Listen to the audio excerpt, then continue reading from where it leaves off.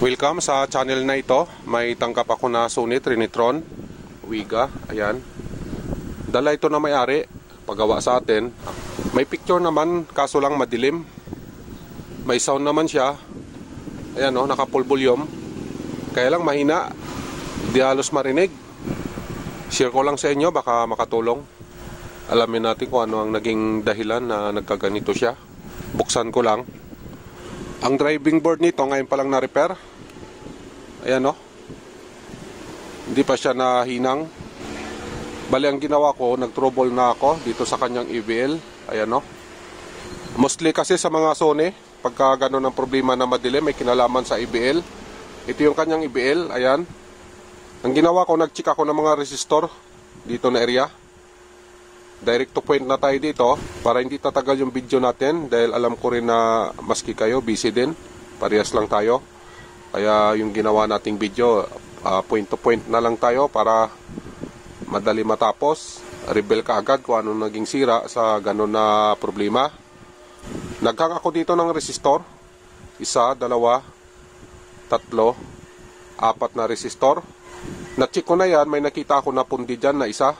Baka yun ang dahilan ng kanyang trouble. Yan ang mga resistor na nahang ko. Sabi ko sa inyo, ang 4 na piraso. Ang value nito, 4.7K, 68K, 22K, 15K. Na-reading ko na ang 4 na to. Ang sira, itong 68K. I-read natin ito ng multimeter. Ipakita ko sa inyo na ito talaga ang sira. Hindi na natin i-read yung iba kasi okay naman yan. Ito na yung 68K na resistor niya, inalis ko na. Read natin ang ating multimeter. Set lang natin sa resistance mode. Naka-resistance mode na tayo, naka-auto. Ito, read natin. Yan, yung kanyang reading, wala. Ayan o.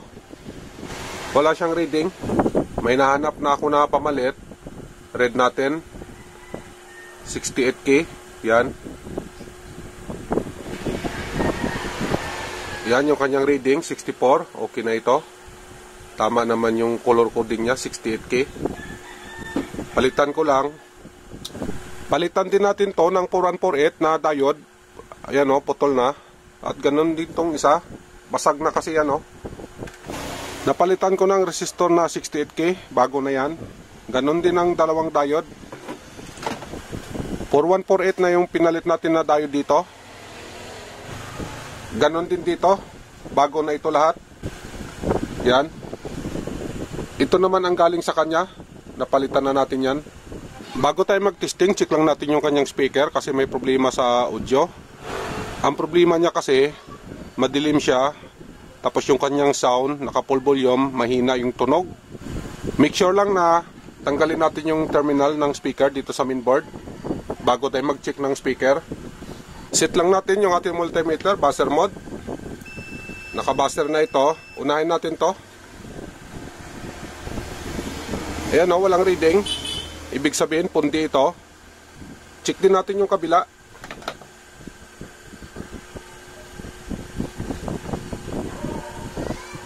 Ayan, ganun din. Walang reaction yung ating multimeter. Ibig sabihin, pundi din ito. Dalawang speaker, puro sira. Nagtataka lang ako kasi may tunog. Naka full volume siya pero may tunog siya na mahina lang. Samantala na wala namang siyang reading dito sa multimeter natin. Ang gawin natin, ito pa rin yung sundin natin, yung ating multimeter. Kasi nga wala siyang reading. Kaya considered talaga natin na sira siya. Try natin lagyan ng ibang speaker. Testing lang naman to. Check natin. Ayan, okay naman. I-connect ko lang siya dito sa speaker terminal. Pagkatapos testing natin. Nilagyan ko na ito ng cable, yung speaker natin, ito lang muna, testing lang muna natin. Pag umokay yung unit, final test na tayo. Plug in ko lang dito sa saksakan natin, ayan, power on natin. Ayan yung power natin, 229 volt.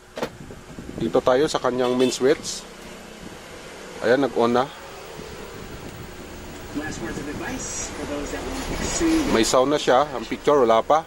Antay-antay lang natin. Ayan, okay naman yung kanyang picture. Ayan o.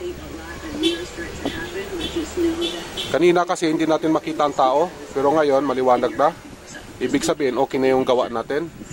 Try natin yung kanyang sound. 뚝딱 다시 할 수 없기 때문입니다. Okay na rin, pati yung sound. Inaan ko lang. 과정과 안전사고 비담에 아예 현장 Ang gawin ko dito, palitan ko na lang yung dalawang speaker na sira. Pagkatapos takpan ko na. Final test na tayo kasi okay naman ito. I-assemble ko na lang pagkatapos natin. Hanggang dito lang tayo. Maraming salamat nga pala sa oras nyo. Sana makatulong ito sa inyo, itong ginawa nating video. Mabuhay kayong lahat. Mag-iingat kayo lagi. God bless. Bye-bye.